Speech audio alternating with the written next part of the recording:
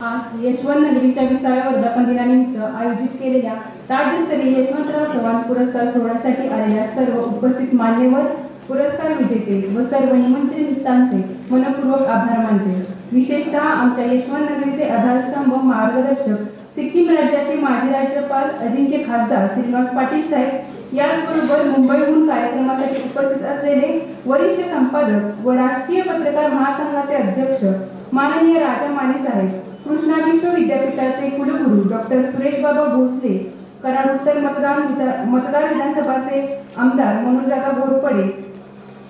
भाजपा किसान मोर्चा सरचिटणीस रामकृष्ण वेताळ साहेब यांच्यासह विशेषतः या कार्यक्रमाचे प्रायोजक कृष्णकमल ज्वेलर्स व नंदिनी टेक्सटाईल कराड या सर्वांचे मनपूर्वक आभार। आपण सर्वांनी वेळात वेळ काढून येथे उपस्थित राहिला यासाठी सर्वांचे यशवंत नगरीच्या वतीने आभार मानते व आजचा कार्यक्रम इथे समाप्त झाल्याचे घोषित करते।